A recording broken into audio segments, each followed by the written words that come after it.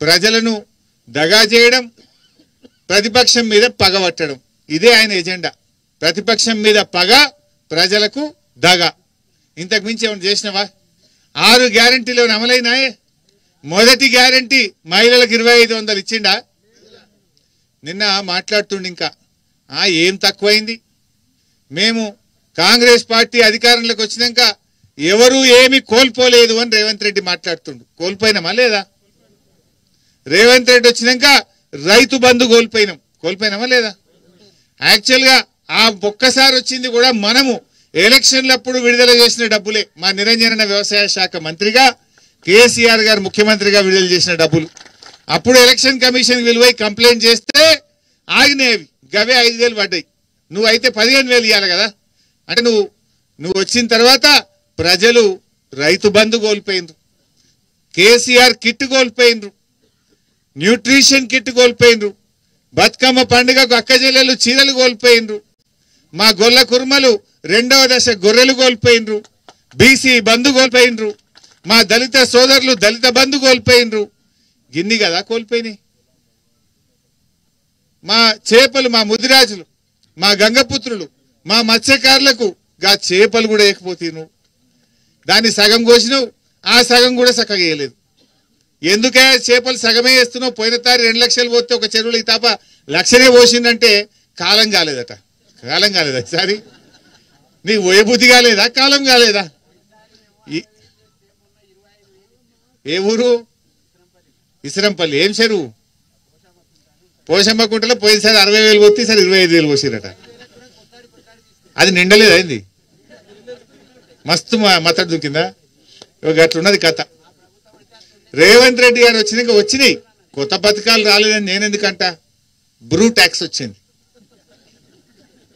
Finance ఎవరికన్నా పని చేస్తే కలవట్టు కట్టనో రోడ్డు పోస్తేనో 8% ట్యాక్స్ అయితే వచ్చింది. బిల్లు రావాలంటే బి ట్యాక్స్ వచ్చింది. ఎంత? 10 15 8 to 10 బి ట్యాక్స్ వచ్చింది రేవంత్ రెడ్డి వచ్చినాక. హైదరాబాద్లో ఎవడన్నా ఇల్లు కట్టాలంటే ఆర్ ట్యాక్స్ వచ్చింది. స్క్వేర్ ఫీట్కు 100 రూపాయలు ఇవ్వాలన్నట.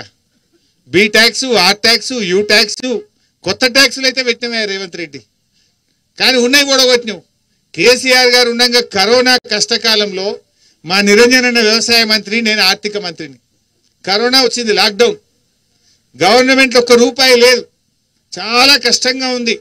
అప్పుడు ఎండాకాలం వచ్చింది కరోనా. ఎండాకాలం పోగానే వానాకాలంలో డబ్బులు వేయాలి. ముఖ్యమంత్రి గారు మా అందరినీ శాఖ అధికారులను పిలిచిండు. మరి వానాకాలం వస్తుంది, రోహిన్ కార్త్ వెళ్ళింది, సింకులు పడతాయి, రైతు బంద్ వేయాలి, తయారున్నారా అన్నాడు.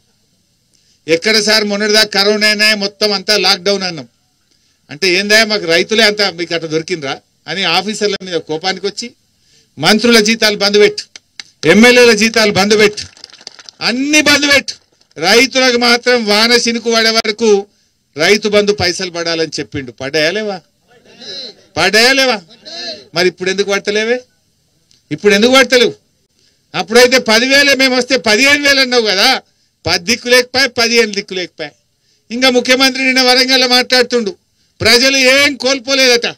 ఈ రాష్ట్రంలో రైతులందరూ కూడా నీ పుణ్యమాని రైతు బంధు కోల్పోయింది. ఇవాళ నువ్వు చెప్పిన రుణమాఫీ 2 లక్షల మీద ఉన్న వాళ్ళు కట్టుండ్రి అని చెప్పిండిన. కొంతమంది బంగారం అమ్మి 3 రూపాయల మిత్తికి తెచ్చి నమ్మి కడితే ఇవాళ అప్పులు పెరుగుతున్నాయి, మిత్తిలు పెరుగుతున్నాయి, కానీ ఆ రుణం అయితే మాఫీ కాలే. డబుల్ అయింది. ఇప్పుడు ఇటు రుణమాఫీ కాలే, అటు మిత్తిలు పెరుగుతూ ఉన్నాయి రైతులకు. అయినా కట్టవలసిన అవసరం ఏంది? అంటే ఈ రకంగా ఆయన రైతుల్ని మోసం చేసే పరిస్థితి. కేసీఆర్ గారిని పట్టుకొని నోటికి వచ్చినట్టు నిన్న వరంగల్లో మాట్లాడిండు. అసలు ఆయన తగునా? ఒక ముఖ్యమంత్రి మాట్లాడే భాష నాది? ఒక ముఖ్యమంత్రి ఆ రకంగా మాట్లాడొచ్చునా? తెలంగాణ ఉద్యమంలో అప్పుడు కూడా కేసీఆర్ చాలా గట్టి కొట్లాటి ఇదే రేవంత్ రెడ్డి లాంటి వాళ్ళు ఆంధ్ర బాబుల అడుగులకు మడుగులు ఒత్తుకుంటే అప్పుడు కూడా తిట్టిరు కేసీఆర్. తెలంగాణ ఉద్యమంలో కూడా కేసీఆర్ నోటికి వచ్చినట్టు తిట్టిరు. కానీ ఎవరు ఎన్ని తిట్టినా కేసీఆర్ గారు ఆయన మొక్కవోని దీక్షతో పోరాడిండు, తెలంగాణ సాధించిండు కేసీఆర్. మీ అసంటోళ్ళు అప్పుడు మస్తు తిట్టిరు. ఈయన కూడా తుపాకీ పట్టుకొని వెళ్ళిండు. జై తెలంగాణ అంటే ఎవడు రానా జై తెలంగాణ అంటూడని తుపాకీ పట్టుకొని బయలుదేరిన వ్యక్తి రేవంత్ రెడ్డి. ఆ రకంగా ఎంతమంది ఎన్ని తిట్టినా కేసీఆర్ గారు తన లక్ష్యాన్ని చేరుకున్నాడు, ప్రాణత్యాగానికి సిద్ధపడి తెలంగాణ తెచ్చిండు. మరి ఇవాళ కూడా రేవంత్ రెడ్డి ఇష్టం ఉన్నట్టు మాట్లాడుతుండు.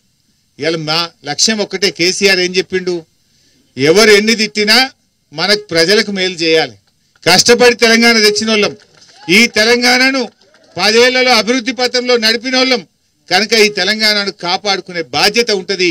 ఎన్ను తిట్టినా భరించుదాం, కానీ తెలంగాణ ప్రజలకు అన్యాయం అయితే మాత్రం చూస్తూ ఊరుకోం. రేవంత్ రెడ్డి మెడలు వంచైనా సరే 6 గ్యారెంటీలు అమలు చేసేదాకా రేవంత్ రెడ్డిని కాంగ్రెస్ నాయకులను ఇడిచిపెట్టాం, ఎట్టి పరిస్థితుల్లో ఇడిచిపెట్టాం. ఆ రకంగా మనం ముందుకు పోవాల్సినటువంటి అవసరం ఉంది.